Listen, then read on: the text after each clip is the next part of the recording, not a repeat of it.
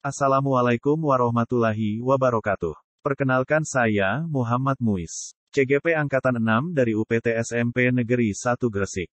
Di sini, saya akan menjelaskan kesimpulan dan refleksi pengalaman baru yang saya peroleh dalam modul ini dan perubahan diri saya terkait filosofi pendidikan Ki Hajar Dewantara. Pendidikan dan pengajaran merupakan usaha persiapan dan persediaan untuk segala kepentingan hidup manusia, baik dalam hidup bermasyarakat maupun hidup berbudaya dalam arti yang seluas-luasnya. Pendidikan adalah tempat persemaian benih-benih kebudayaan yang hidup dalam masyarakat. Pendidikan menjadi salah satu kunci utama untuk mewujudkan manusia Indonesia yang beradab. 1. Pendidikan adalah menuntun. 2. Kodrat alam dan kodrat zaman. 3. Guru ibarat petani. 4. Anak bukan tabula rasa. 5. Pendidikan menumbuhkan budi pekerti. 6. Pendidikan berhamba pada anak.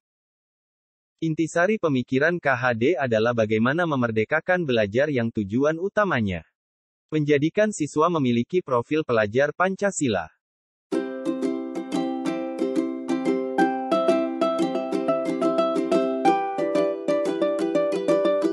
Berikut pemahaman saya sebelum belajar modul 1.1. 1. Menganggap anak datang ke sekolah untuk belajar materi ilmu pengetahuan. 2. Memandang, guru mentransfer pengetahuan kepada siswa. 3. Lebih sering menggunakan metode atau strategi yang bagus menurut saya. 4. Tidak pernah membuat kesepakatan bersama. 5. Memberikan hukuman kepada siswa. 6. Menginginkan kelas tertib, duduk yang rapi, diam. 7. Kurang memperhatikan penampilan visual saya sebagai guru. 8. Fokus ketuntasan target kurikulum.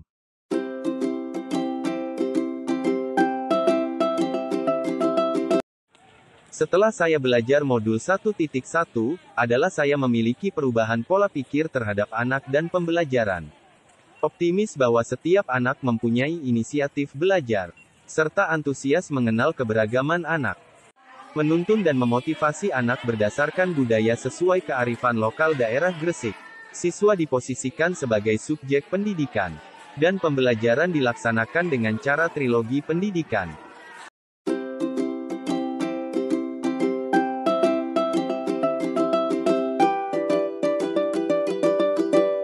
Untuk ke depannya, saya akan banyak belajar tentang berbagai model, metode atau teknik pembelajaran yang sesuai filosofi pendidikan KHD baik melalui kegiatan workshop, seminar maupun berdiskusi dengan rekan-rekan teman sejawat. Saya harus bisa menjadi teladan, bersikap dan berpenampilan yang rapi dan baik, mampu memberi semangat dalam menanamkan pendidikan karakter meliputi, religius, kedisiplinan dan kerjasama, tolong-menolong dalam setiap kegiatan yang ada di sekolah dengan pembiasaan.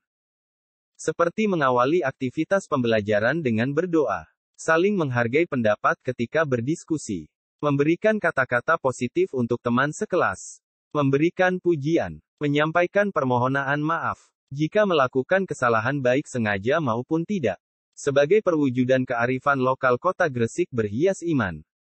Sedangkan untuk menyiapkan anak untuk siap hidup mandiri dalam zaman yang terus berubah, adalah saya bermimpi untuk mendesain pembelajaran yang dapat mengembangkan berpikir kreatif, kritis, dan mandiri. Dalam kegiatan pembelajaran di kelas, saya akan memposisikan diri sebagai orang tua anak didik, sehingga hubungan guru dan murid lebih dekat dan terbuka.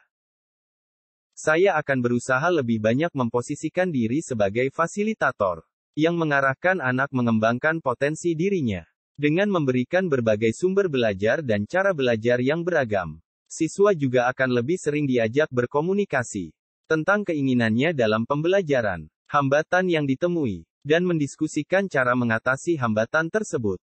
Untuk mendukung apa yang segera saya lakukan tersebut, saya akan melakukan asesmen diagnosis mengenai potensi, minat, bakat, dan cara belajar siswa, sehingga saya sebagai guru dapat merancang pembelajaran yang tepat dan sesuai dengan yang dibutuhkan siswa.